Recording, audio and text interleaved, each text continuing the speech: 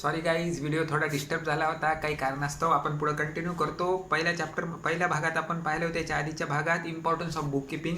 आता पाहणार आहोत युटिलिटीज ऑफ बुक किपिंग, म्हणजे बुक किपिंगचे युटिलिटीज म्हणजे उपयोगिता काय काय आहे.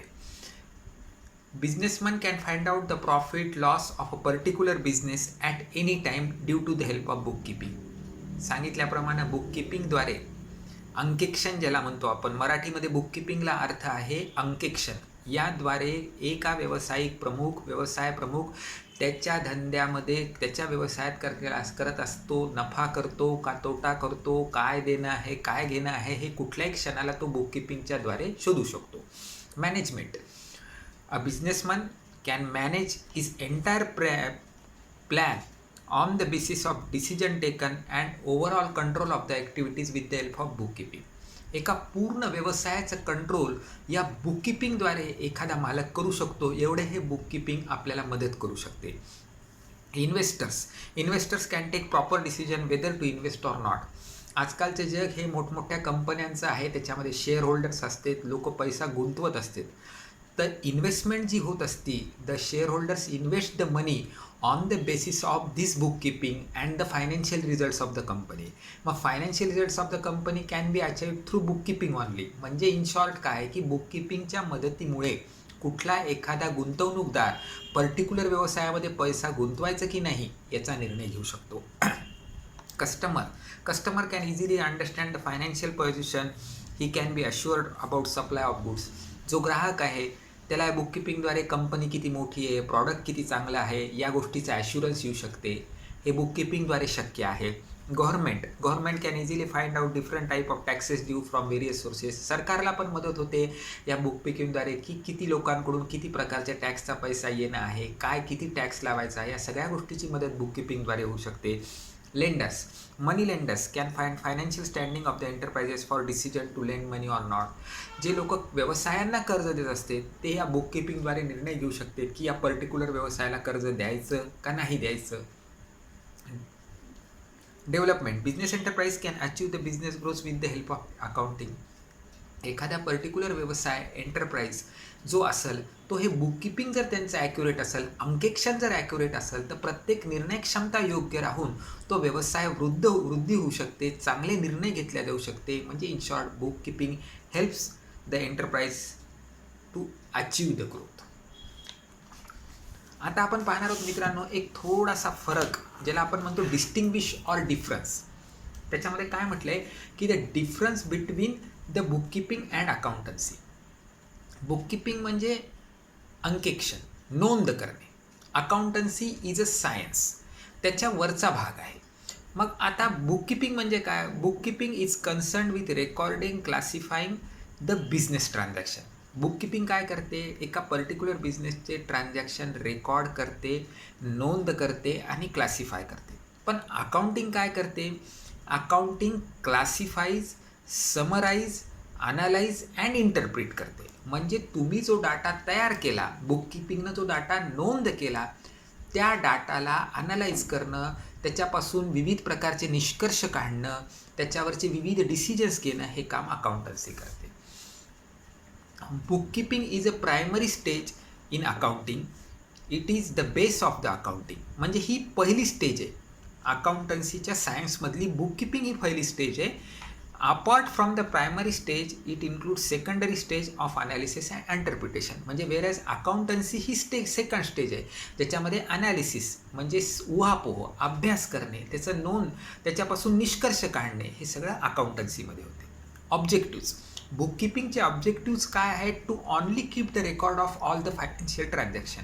म्हणजे त्याचा महत्त्वाचा उद्देश काय की सगळ्या फायनान्शियल आर्थिक घटनांची नोंद करणे. But whereas the objective of the accounting काय, to prepare the financial statements and further communicate the information to the relevant persons. Accounting हे एक सायन्स आहे. ते फायनान्शियल स्टेटमेंट्स म्हणजे पुढं जाऊन याचा एक नफा तोटा, profit and loss account, balance sheet हे तयार होऊन त्याच्यापासून आपण माहिती घेऊ शकतो. हे अकाउंटिंगचं काम आहे. रिस्पॉन्सिबिलिटी. जनरली ज्युनियर स्टाफ जे असते ते अकाउंटिंग वर्क करतात. But a senior staff, higher level, chartered accountant, company secretaries, these are involved in accountancy.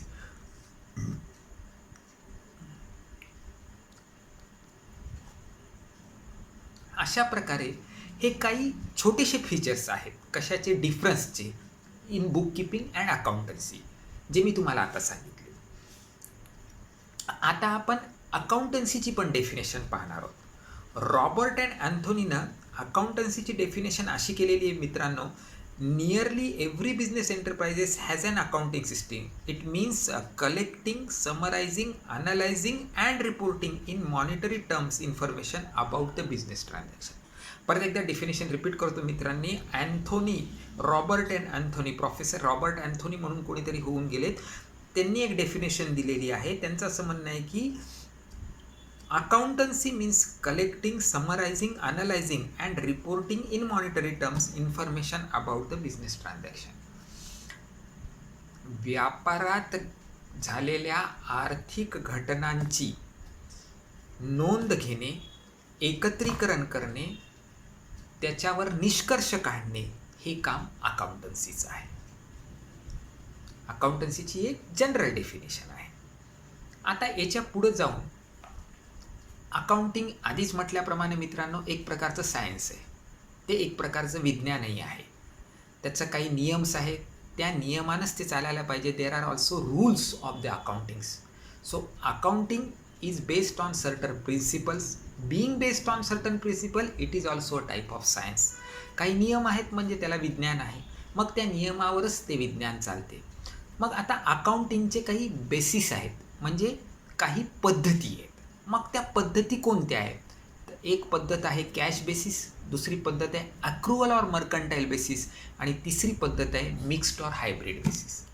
आता या तिन्ही पद्धतीचा उहापोह आपण डिटेल पूर्णपणे बघणार आहोत. पहिली पद्धत आहे कॅश बेसिस. अकाउंटिंगमध्ये कॅश बेसिसचा अर्थ असा आहे विद्यार्थी मित्रांनो, only the transaction incurred in cash will be recorded under this method. म्हणजे फक्त आणि फक्त ज्याच्यामध्ये पैसा इन होतो आणि पैसा आउट होतो तेवढ्याच ट्रान्झॅक्शन कॅश बेसिस अकाउंटिंगमध्ये रेकॉर्ड होते. दुसरी पद्धत आहे ॲक्रुअल ऑर मर्कंटाईल बेसिस. ॲक्रूचा मराठीमध्ये अर्थ आहे की नावावर पडणं, जमा होणं. ऑर मर्कंटाईलचा पण अर्थ कसा आहे की उधार आहे, आज नावावर पडलं पण तुम्हाला येणार पैसे थोड्या पुढील कालावधीत, त्याला मर्कंटाईल म्हणतो. Under this accrual or mercantile system the transaction on cash basis as well as accrual basis both are recorded.